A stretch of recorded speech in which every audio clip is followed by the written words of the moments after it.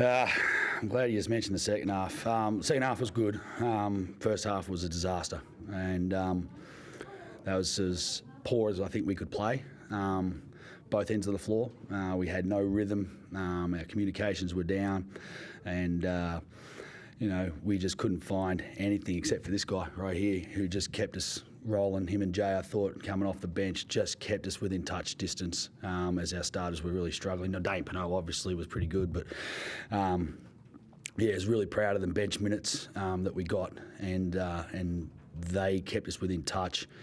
In the second half, it was a different story, obviously. I thought that's our best defensive effort for the season, probably our best effort on the boards, and I just felt like there was an energy in the group. They were all willing each other to start to just to be successful, and it was a good one to get. Where do you think the energy started from in that second half? Because I just they did need something to sort of. Yeah. Look, I thought we just. So they were switching everything, okay, and I thought we got out of our screens a little quicker and created space for Dane to get on the rim. John did a great job of finding him. Kyle did a great job. Jay, I think, hit him on a couple of big-to-big things as well.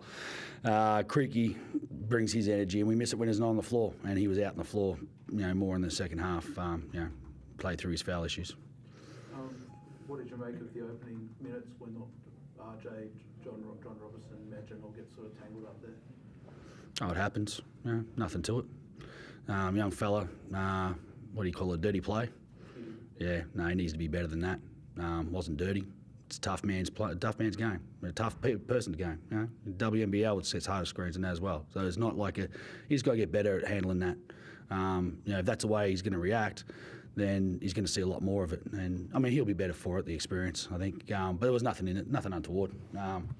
If anything, I probably think him and Madge, something similar happened in Hobart. There's a lot of guys in our league at the moment who are too quick to lose their feet. And if they're going to point fingers at blokes, then won't have that. Not on our guys. Madgen didn't go out there early, give him a few bumps, or earlier in that play, test him out a bit. Who cares? It's a man's game. It's a physical sport. Ride it, go through it. We've got no interest. I hope he did. I hope Madge set it up. That's good play, smart play. But it's an overreaction. Push through. With that fourth quarter in particular, when Robertson gets going, when some of the other guys get going, what did you see from that? Did it take some time just to spring JR a bit today? Or? Look, we've got to do a better job. Well, choose my words carefully here. We all need to do a better job of getting him involved early. I thought his shot selection wasn't so great early, and then a couple don't drop and he starts to get down on himself. He's got to be able to move forward after a bad shot or two instead of replaying those shots. It's something we've talked about, myself, Kyle, and John this week in our little sort of point guard meeting. And it's something that he's committed to getting better at.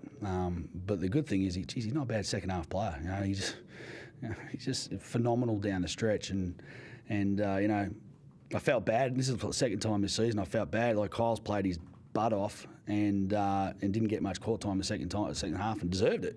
But sometimes when you're riding John, you just got to ride that to the finish line when he's like that. Oh, congrats on 100. Thank you. It seemed like pretty early you were even more aggressive. Did you sort of feel like you needed to sort of give the team something when the offense was struggling a bit?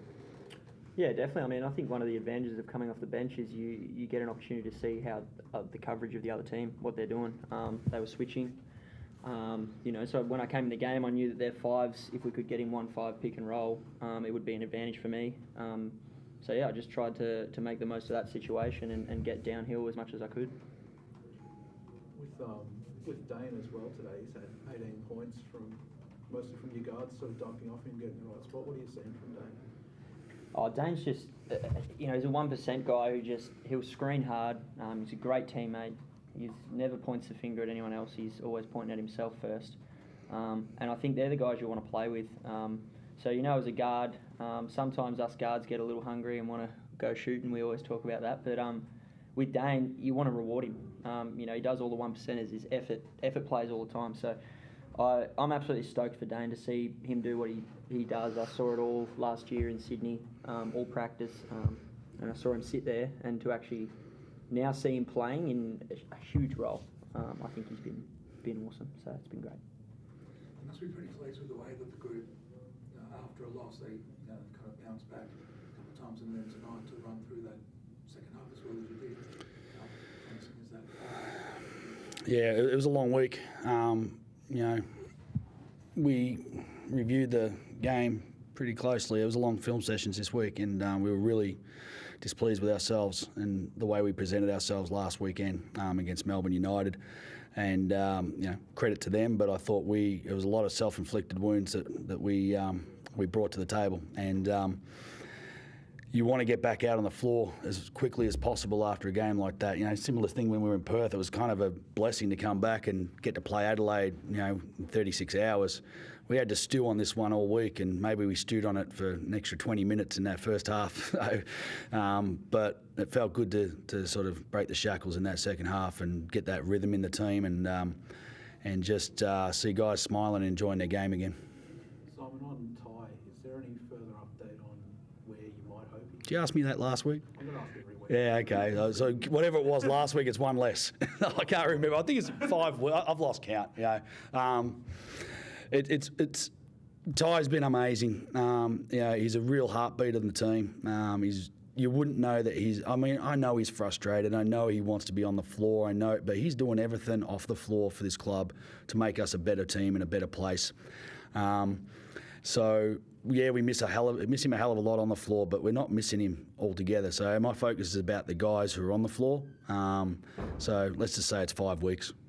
I don't know. To go or to... Yeah, to go. It might not be. It might be 4. I don't know. I'll lose count, mate. No, But there's still a bit of a... yeah, there's still a bit of time in there. But Jay was wonderful today as a replacement for him. Jay was fantastic. I thought the energy he brought was awesome. And I thought we all fed off that. And his ability defensively to switch off and guard Corey and Sek and those guys who were really dangerous coming off those mid pick and rolls. I thought he was fantastic. Thanks, guys. Cheers.